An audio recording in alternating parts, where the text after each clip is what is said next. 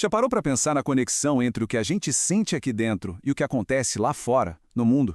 Hoje, a gente vai mergulhar fundo numa ideia fascinante, inspirada na obra de Greg Braden.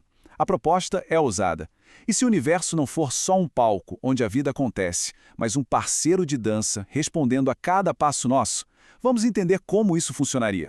Então, vamos começar com essa pergunta que é o coração de tudo. E se cada emoção, alegria, medo, gratidão, não fosse só uma reação ao que acontece, mas a própria instrução que cria o que acontece? A ideia é que os nossos sentimentos são, na verdade, a linguagem que o universo entende. É essa premissa que a gente vai desvendar agora. E para embarcar nessa ideia, a gente precisa virar uma chavinha na nossa cabeça. Sabe? Deixar de se ver como um mero espectador, só assistindo ao filme da vida, e passar a se ver como um co-diretor, um participante ativo na criação de cada cena.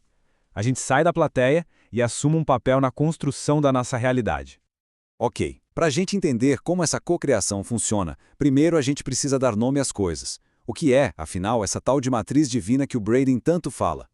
Pensa nela como se fosse o tecido do universo. O espaço entre as coisas não está vazio de jeito nenhum. Ele é preenchido por essa rede de energia que é inteligente, que responde. Ela é o campo que conecta absolutamente tudo, da menor partícula à maior estrela. E, o mais importante para a nossa conversa, conecta a nossa própria consciência a tudo isso.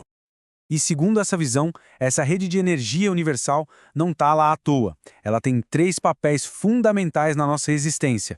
Ela funciona como um recipiente, depois como uma ponte e, por fim, como um espelho. Vamos ver o que significa cada um desses papéis. Olha que interessante a progressão. Primeiro, a matriz é o recipiente que segura, que contém tudo o que existe. Depois, ela vira a ponte, fazendo a ligação entre o nosso mundo de pensamentos e sentimentos com o mundo físico, que a gente pode tocar. E por último, e aqui a coisa fica muito pessoal, ela se torna um espelho. E um espelho não julga, ele só reflete. Ou seja, ela reflete de volta para a gente exatamente aquilo que a gente é por dentro. Certo. Se a matriz é um espelho, a pergunta de $1 milhão é: como a gente garante que ela vai refletir o que a gente realmente deseja? Isso nos leva direto para a linguagem que ela entende. E já vou adiantar, não é a linguagem que a gente está usando aqui e agora com palavras. Essa é a questão-chave, né? Se existe esse campo inteligente que está, digamos, ouvindo qual é o canal de comunicação, como é que a gente envia as nossas instruções, os nossos desejos para a realidade se manifestar? E aqui está o pulo do gato. A gente tem, de um lado, a nossa linguagem humana, baseada em palavras, em lógica, e geralmente a gente usa ela para pedir algo. Só que o pedido, se a gente parar para pensar, parte de um lugar de falta, de ausência. Do outro lado, tem a linguagem da matriz. Ela não entende palavras, ela entende sentimento, emoção. Ela não responde ao pedido, mas sim à vibração da gratidão, ao sentimento de já ter aquilo que se deseja. Mas por que o sentimento? A resposta é até física. O nosso coração gera o campo elétrico e magnético mais forte do corpo humano. É literalmente uma antena transmissora poderosíssima. Os nossos sentimentos criam ondas de energia que conversam diretamente com esse campo da matriz divina. É um sinal claro que vai moldando a realidade ao nosso redor. Então, a grande sacada é esta aqui. Em vez de pedir por algo que ainda não se tem, o segredo é cultivar aqui dentro o sentimento de como seria se aquilo já fosse real. É sentir a gratidão, a alegria, a paz agora. É essa emoção que funciona como o verdadeiro comando que o universo entende e, como o espelho, reflete de volta. Ok, mas e na prática? Como isso aparece no nosso dia a dia? Bom, um dos palcos mais claros onde a matriz atua como um espelho é nos nossos relacionamentos. Vamos ver isso mais de perto.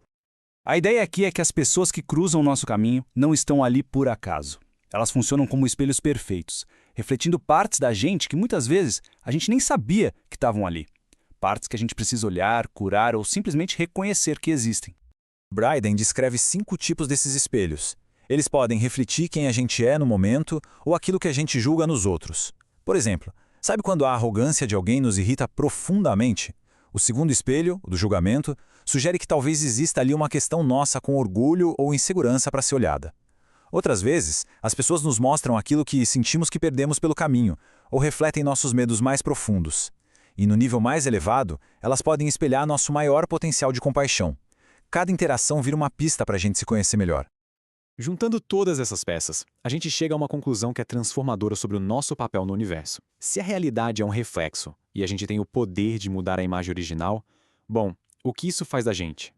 E a mensagem central é exatamente esta. A gente sai daquela posição de vítima das circunstâncias, de quem acha que as coisas simplesmente acontecem. A gente entende que tem o poder, a partir do nosso mundo interno, de influenciar e de arquitetar a nossa experiência de vida. Isso tudo se apoia em alguns princípios-chave. Primeiro, a ideia de que o universo é como um holograma. Uma pequena mudança em uma parte afeta o todo. Segundo, a ideia de que a separação entre nós e o mundo é, na verdade, uma ilusão. E, por fim, a consequência lógica de tudo isso. Quando a gente muda nossos sentimentos, o mundo físico precisa se organizar para corresponder a essa nova vibração que a gente está emitindo. E a gente termina com essa reflexão que é um convite, na verdade. Se os nossos sentimentos são as ferramentas e o universo é a nossa tela em branco, a pergunta mais importante muda. Não é mais o que será que vai acontecer comigo, e sim o que eu escolho construir a partir de agora. Uma pergunta que com certeza continua ecoando muito depois que essa análise termina.